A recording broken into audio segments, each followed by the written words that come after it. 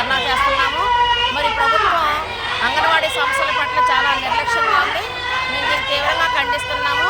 ఎందుకంటే ఎక్కడికక్కడ అడుగడుగునా కూడా నిర్బంధాలు పెట్టి అందరినీ కూడా ఆపేయటం, అలాగే ఇక్కడ వచ్చిన వారిని కూడా ఇబ్బందులు గురి చేయడం కూడా దీన్ని మేము యూనియన్గా తీవ్రంగా ఖండిస్తున్నాము. ముఖ్యంగా ఈరోజు మా సమస్యల మీద 42 రోజులు సమ్మె చేశాము.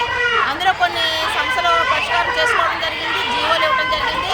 వేతనాలు పెంచాలని చెప్పేసి ఆనాడు 42 రోజుల పాటు చేశాము.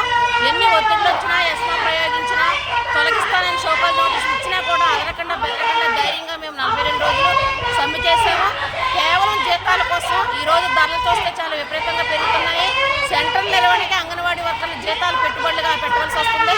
మరి ఈ వేతనాల విషయంలో ప్రభుత్వం చాలా నిర్లక్ష్యంగా ఉంది. జూలైలో వేతనాలు పెంచుతామని చెప్పి మినిట్స్ ఇచ్చారు. మరి జూలై వెళ్ళిపోయి చాలా రోజులు అవుతుంది.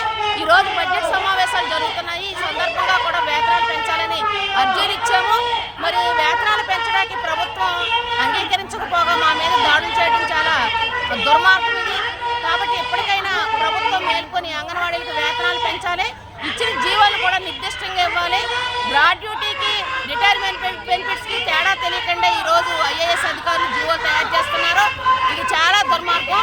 ఎందుకంటే చదువుకున్నందుకు చదువుకుని రెండింటికి తేడా తెలియకపోవడం కూడా చాలా విచారకరం. కాబట్టి జీవోలు సరిచేయాలి, వేతనాలు వెంటనే పెంచాలి. పి భారతి, ఏలూరు జిల్లా అంగన్వాడీ యూనియన్ జిల్లా ప్రధాన కార్యదర్శి.